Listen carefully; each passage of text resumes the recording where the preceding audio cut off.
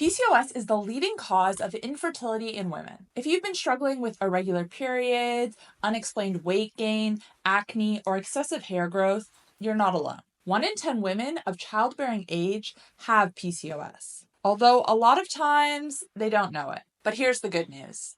PCOS is not a life sentence. Despite what you might have been told, PCOS can be reversed naturally with a few key diet and lifestyle changes. I've seen this with many clients, and it's supported by peer-reviewed research.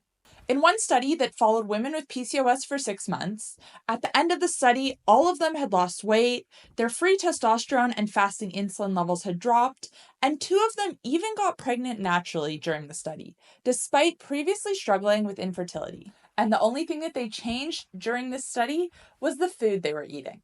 So in today's video, we're going to break down what causes PCOS, what the root cause is, and 4 easy steps you can take to reverse PCOS naturally. And this is the framework that I use with clients.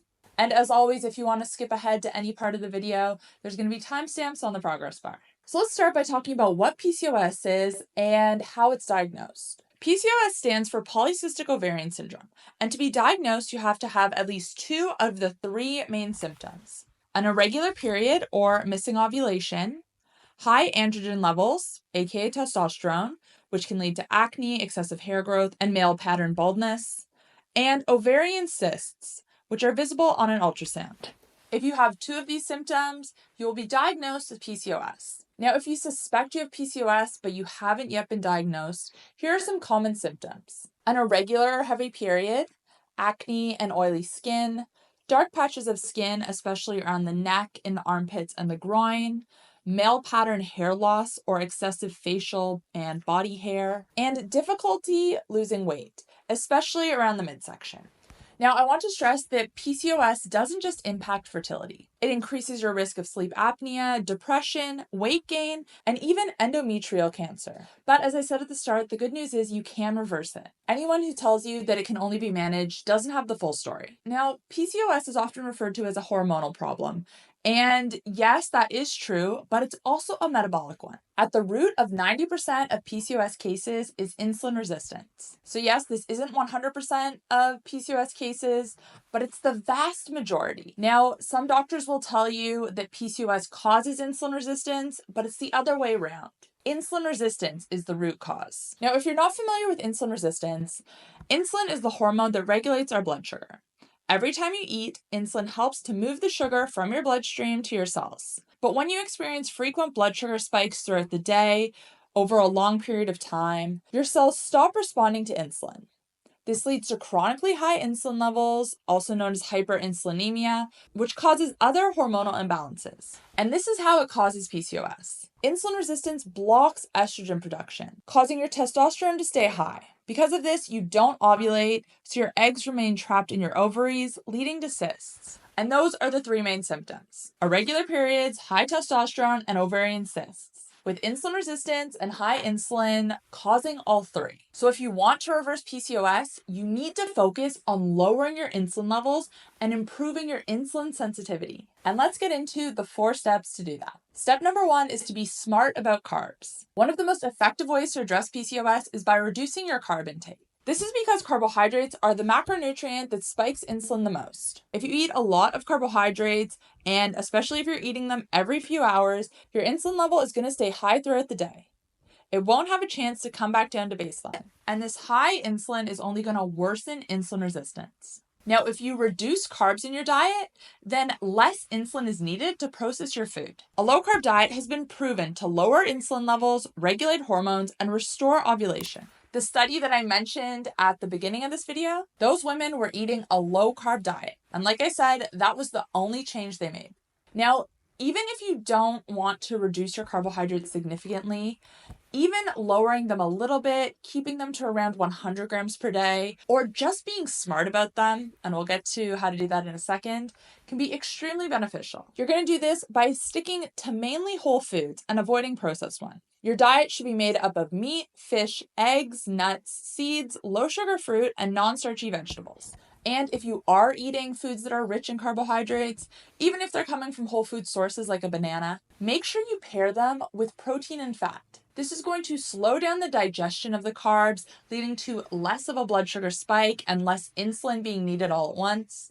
And that's going to help to improve your insulin sensitivity. Another way to be smart about carbs is to eat them at the end of your meal. So for example, if you're having a steak and potatoes, eat the steak first and then the potatoes. Step number 2 is to build muscle. Strength training is one of the most effective ways to improve insulin sensitivity. And here's why it works. Exercise makes your muscles absorb glucose without insulin. On top of that, your body stores sugar in your muscles.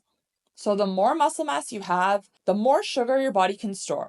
Basically, this allows your body to spread out the glucose. And that's also going to improve your insulin sensitivity. So what kind of exercise is best? Strength training is the key. Now, this can be with weights or it can be with body weight. And even just 2 to 4 sessions per week, they don't have to be long. 15 to 45 minutes can make a big difference. Try to avoid chronic cardio at all costs. And when I'm talking about chronic cardio, I'm talking about things like running, cycling, swimming at an intensity that's too high. Ideally, when you're doing these types of exercise, you should be able to breathe entirely through your nose. If you can't breathe through your nose, if you have to breathe through your mouth, that means that this is turned into an anaerobic exercise. This is highly stressful for the body and can worsen insulin resistance. So if you do want to do these types of exercises, just make sure your intensity is low enough that you can breathe entirely through your nose. That's how you know it's benefiting you and not working against you. Step number 3 is to stop snacking. Eating constantly throughout the day keeps insulin levels elevated because every time you eat, insulin is going to go up to some extent.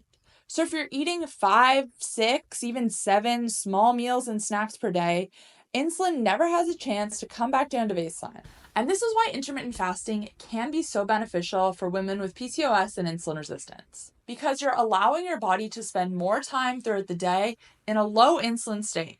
Because when you're not eating, your insulin is going to be low. Now, it's important to note that you can overdo intermittent fasting. It shouldn't feel difficult. You shouldn't be constantly hungry. And longer isn't always better.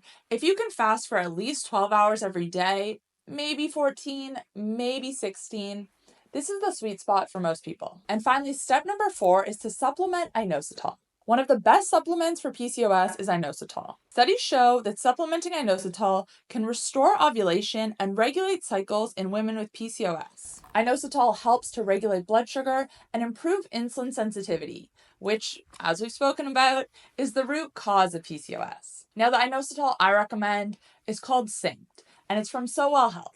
And I love it because it's specifically designed for women with PCOS. It contains 2 types of inositol and other key nutrients. And these clinically backed ingredients have been proven to support ovulation, improve insulin resistance, and restore hormone balance. If you want to check it out, you can head to healthcoachkate.com/getsosynced and make sure to use code KATE10 at checkout to save 10%. So in conclusion, PCOS isn't something that can only be managed. It can be reversed with a few small diet and lifestyle tweaks. So to recap, number 1, be smart about carbs, reduce your carb intake and eat mainly whole foods.